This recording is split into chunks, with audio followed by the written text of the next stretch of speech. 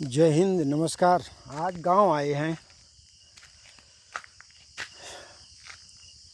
श्राद्ध है बड़े भाई की, पिछले साल ख़त्म हो गए थे तो उसी में आए हुए हैं। आज सुबह लखनऊ से चले थे, लगभग 9 बजे पहुंच गए हैं। गांव घर का इलाके, खेती और हरियाली देख के बहुत अच्छा लगता है। देखिए, धान की फसल काफ़ी बढ़िया है, दूर दूर तक यही फसल दिखाई देती है। ये मैं अपने खेत के पास ही हूँ, पिछली बार भी आपको दिखाया था। ये वाला मेरा खेत है। वो पेड़ों का जो किनारा लगा है, दो तरफ से वो है, एक तरफ से रोड है, एक तरफ से ये वाली रोड है। खेत के दोनों तरफ रोड है और दो साइड में पेड़ों से उनको कवर कर रखा है। घर परिवार भाई सब कुछ एक में ही है, अलग कर लेने का कोई फ़ायदा नहीं और ना इससे कुछ हल होने वाला है। बड़े भाई की पार्टी ही यहाँ पे सब कुछ करती है। पहले भैया थे, अभी भतीजा है। आप लोग भी अगर शहर में हो और गांव से जुड़े हो, गांव में कुछ है तो बहुत ज़्यादा दिमाग मत लगाना कि मेरे परिवार में ये लोग इतना फ़ायदा ले रहे हैं। हाँ, ये ज़रूर है कि अगर आप अपनी जर ज़मीन और अपना सब कुछ किसी को दे रखा है तो अगर उसकी जगह कुछ पैसा नहीं देते, कुछ नहीं देते, तो उसका एहसान तो ज़रूर मानना चाहिए कि हाँ ठीक है, आपके खेत पात से हमें भी कुछ फ़ायदा होता है और खेती बाड़ी होती रहती है तो खेत खेती लायक बना रहता है। नहीं तो एक साल के लिए छोड़ दो, बंजर हो जाएगा। इसीलिए ज़्यादा दिमाग अपना मत लगाना कि घर वाले इससे बड़ा लंबा फ़ायदा ले रहे हैं, और खेती किसानी में बहुत लंबा चौड़ा फ़ायदा है भी नहीं। जो शहर से जुड़े हैं, ये छोटे काश्तकारों की बात कर रहा हूँ जिसके पास लगभग 35-40 बीघे खेत तक है।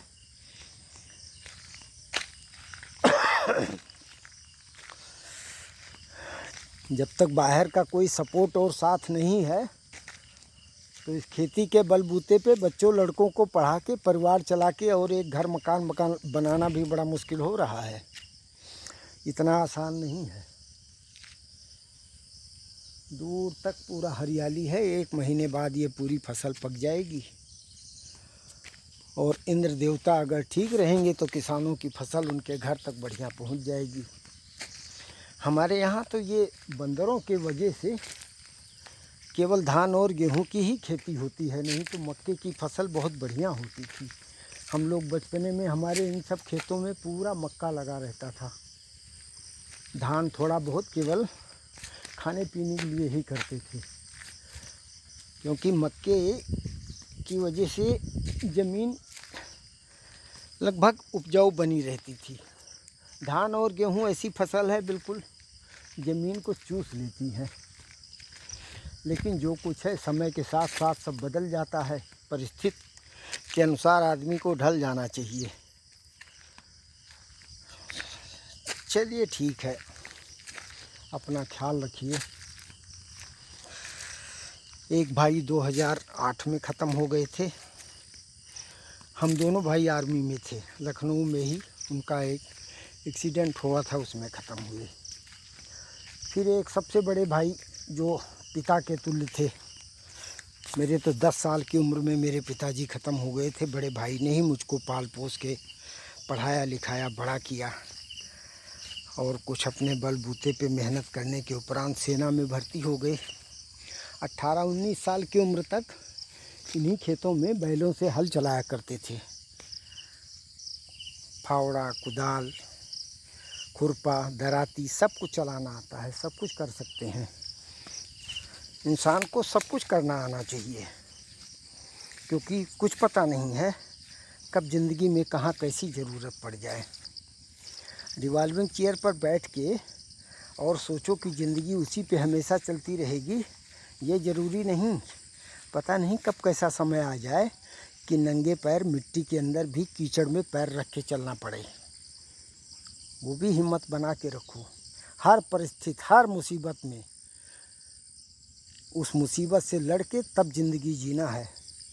अपने आप भी ये धारण करो, अपनी औलादों को भी सिखाओ, चाहे बेटा हो बेटी हो, कि परिस्थिति से परेशान मत होना, जी कर दिखाना।